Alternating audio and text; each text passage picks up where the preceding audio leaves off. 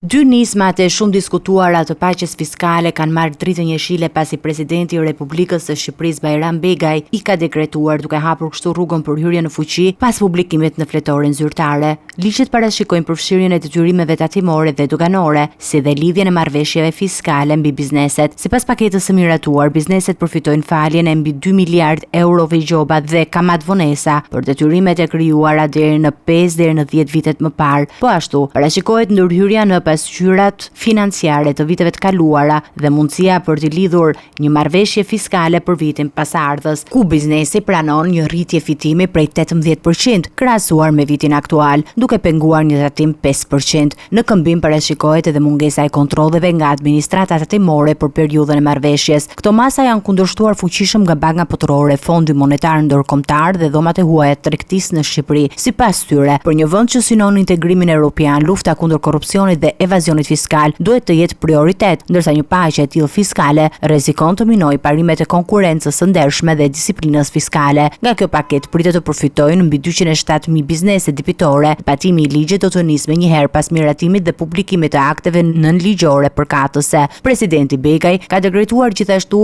edhe 5 ligje të tjera të paketës fiskale që shoqërojnë buxhetin për vitin 2026, përfshir ligjin për sistemin e taksave vendore, ndryshimet në ligje për procedurat tatimore, për faturën dhe sistemin e monitorimit të qarkullimit, si dhe ndryshimet në ligjet për tatimin mbi të ardhurat, të vëshën dhe rivlerësimin e pasurive të paluajtshme. Megjithatë, deri më tani, i vetmi ligj i publikuar në fletoren zyrtare dhe për të cilën dihet qartë mënyra e zbatimit është ai për rivlerësimin e pasurive të paluajtshme.